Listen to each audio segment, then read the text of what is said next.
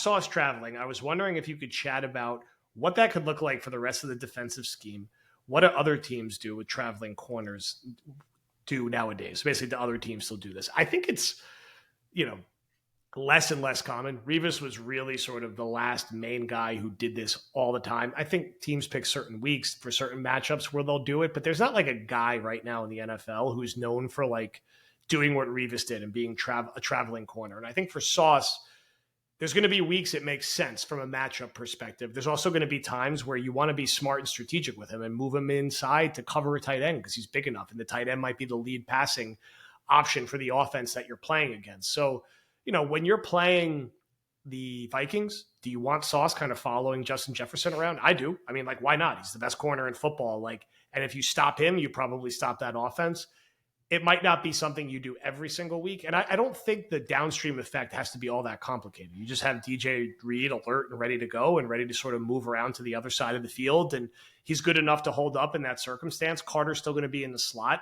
So I don't think, philosophically, it's a little different for Saleh, but it shouldn't put the whole defense on its head. And it's not overly common, but from a matchup perspective, when, you're playing Justin Jefferson, find out, have Sauce go travel with him. And maybe you do that with Tyreek Hill. Maybe you do that with some of the other guys, but it's also going to, it's going to depend. How do you feel about how DJ Reed matches up on Waddle and the other team's number 2 receiver? I don't think we're going to see it a ton this year. I think we're going to see it a handful of times, and there'll be a lot of press around it. This isn't going to be 2010 Revis where every single week Sauce is on a different island. I think they'll pick their spots. What are you expecting to see in the defensive backfield? Well, you look at the scheme; it's so different from when Revis did it.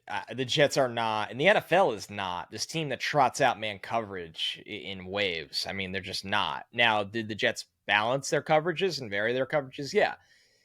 With this coaching staff, what we've seen over the years is on third downs, they'll love to throw man looks at teams and blitz, and it's been very effective. It gets them off the field all the time. That's where I could see them doing it. Okay, it's third. Look at the Jets schedule, right? Niners, Titans, Patriots, Broncos, Vikings, Bills, Steelers, Patriots.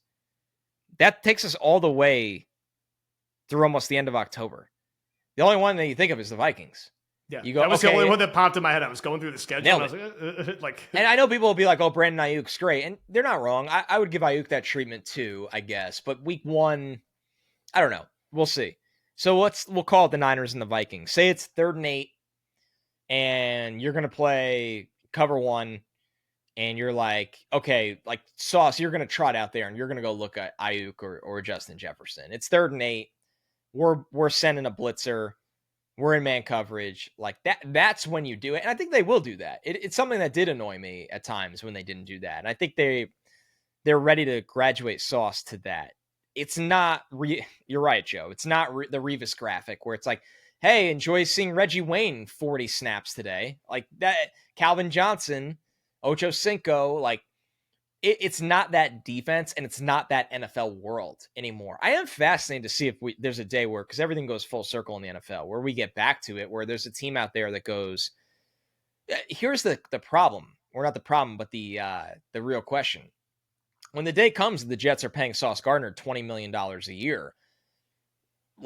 Don't you want to utilize him as a wipeout player? I would. I'd be like, hey, Sauce Gardner, we pay you $20 million a year because we want you to make sure this is Justin Jefferson's worst week of the season. And Sauce is capable of doing that. So it would take the real thing is it's kind of like you almost have to tweak things from its core. The Jets would have to tweak how their defense looks. And that's on Saleh and Ulbrich because Sauce is arguably their best defender. So, but also this year, they're not going to change the identity of their defense. Now, those 3rd down looks where they go to man, he will get his shots. And I think it's a really good idea. There's a little bit of mind games to it.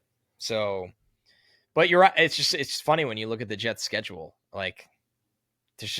it'll get a little more interesting from Halloween on because you got the Texans and I think Sauce versus Nico Collins is interesting to me. Then you got Marvin Harrison Jr. on November 10th, Michael Pittman after that, DK Metcalf after that, Tyreek Hill after that.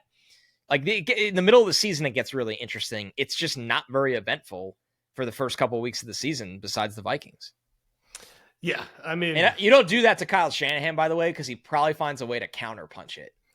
yeah, I'm not in a rush to see them do that. I'm actually hoping Ayuk is holding out until he inevitably is traded to the Jets at the trade It's a good deadline. thing to If root it's for. not Devontae Adams, so let's see what happens there.